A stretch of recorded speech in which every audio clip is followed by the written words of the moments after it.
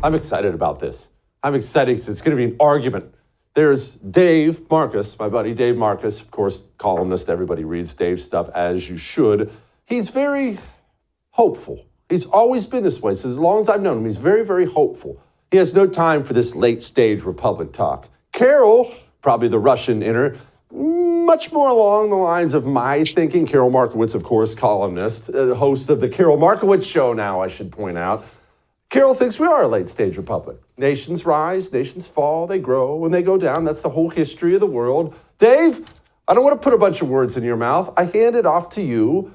I think it's very obvious. I'm not saying we're going out of business tomorrow, not at all, but it's very obvious we kind of hit the peak. Did we not hit the peak, Dave?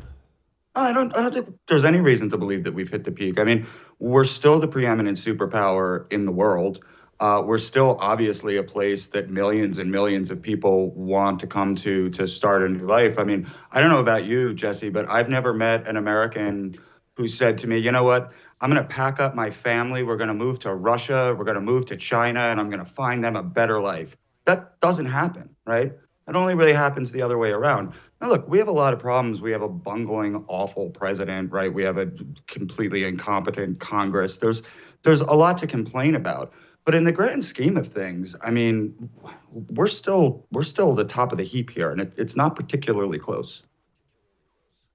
Karol, what say you? So I think you oversold me a little bit, because while Dave is often wrong, I'm actually closer to him here than I am to you, only because I agree with him that there is no better option.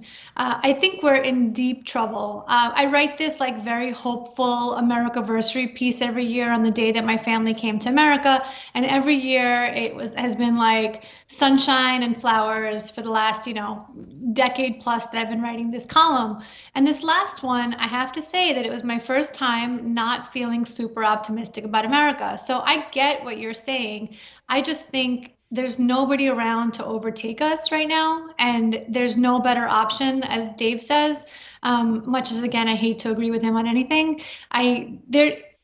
The truth is that we could turn this ship around, and we shouldn't give up on it. And there's nowhere else to go. Take it from somebody who has had to, escape the Soviet Union when I was a child, my family, and then leave New York which I loved so deeply and never wanted to go anywhere because I felt like I had to give my family a better life. There literally are no other options. We have to fight for this one. Okay, well, I'm not arguing with that point. I'm not arguing that there are other options. And I'm not arguing that we should just lay down and not fight for the whole thing. Apparently, I have to be the bad guy here. But it's a little pie in the sky to just state that we are the best country in the world. Dave, I'm actually addressing this one to you first. Of course, we're still the best country in the world. Rome was still the most powerful empire in the world when it was on its downslope. That doesn't change the fact that it's on the downslope. And nations, even powerful ones, come apart all at once sometimes, Dave. Yeah, no, look, I think that's right. And I think that we have some big problems in terms of our institutions. Obviously, what we're seeing on college campuses is a disgrace and just terrible, especially in light of the attacks on Israel. And also our cities. Karol mentioned leaving New York. I'm also a New York expat. And it breaks my heart what's happening in our cities. And I do think that if we don't get control of that, then we are in for problems. But look, it's a big country, right? Karol went to Florida. I went to West Virginia. I know you're, always sort of urging people to go find those enclaves where you can live your life the way that you want to. And that's still absolutely possible in the United States of America. And I think both of us are doing that. Yeah, Karol, you did that, right? Mm-hmm. And Dave brings up an interesting point about our cities. There are two major symptoms when I look at the country. The state of our cities. Look, I love the country too, but people don't talk about, Montana, where I grew up, in Japan. They talk about going to New York City. Your city is what's on the billboard of your country in other nations. The state of our cities, and more importantly, the state of our institutions, Karol. Our institutions are hostile to the country itself. And institutions are what build a country, whether it's education, entertainment, government. Pick your institution. The friggin' CDC hates the country. How do you overcome that? So I'm very big on step one always being facing reality. And the truth is that even people on the right ignored what was going on for so long, and they can no longer ignore it. So is it too late? I hope not. But for years and years, people on the right just said, I have to go to work. I have to take care of my kids. I can't be thinking about what they're teaching in teachers' colleges and that they're using Marxist books there. I can't be worrying about like the DEI and the corporations making people put their pronouns in their emails. I have things to do. And now they realize that they won't be able to do those things. They won't be able to just raise their families and teach them the kind of lessons that they want taught unless they fight this bigger cultural battle. So now that they have faced the reality that it won't be somebody else's problem, it won't be somebody else's fight, I think I've seen a united front in a way that I haven't before on the right. I think we're going to win. We have to win. I see this pendulum swinging backwards. They've gone too far in so many different ways. Little things like I think that the trans athletes thing has opened a lot of eyes. A lot of people who do not want to pay attention to politics and generally don't are like, wait a minute, a biological male is winning all the races against the biological females. How is this okay? And it is opening eyes. I just think we have to continue the fight and we can't give up. And again, nowhere else to go. Dave, let's talk about college campuses, because you brought up the rot on college campuses and what we're seeing now. But the truth is, our problem is it doesn't stay on college campus. It hasn't stayed on college campuses. They graduate from these universities. Our most elite universities actually produce the worst commies in this country. And then they move on and they run our Fortune 500 companies. They become United States senators. They become presidents. That is the problem. Our rot didn't stay down here with 18-year-old idiots. Our rot, it worked its way up. How do we change that?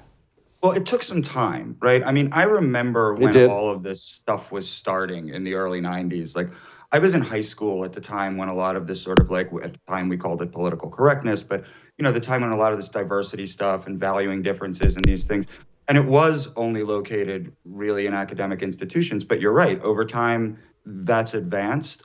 It's become malignant. And, you know, yes, Fortune 500 companies and the Senate, but what about the New York Times? What about CNN? What about, Disney? Everything that gets produced is being produced by people who exist with this sort of sense of a hierarchy of oppression, where if you're the oppressed person, you can do no wrong. And if you're the oppressor, you can do no right. And that's got to get smashed. I mean, that has to end. And I think Karol's right. I heard David Mamet talk about this earlier today as well. Like, stop sending your kids to these schools. Just stop. I'm mixed on Karol? that. Yeah, I don't know. I'm mixed on that.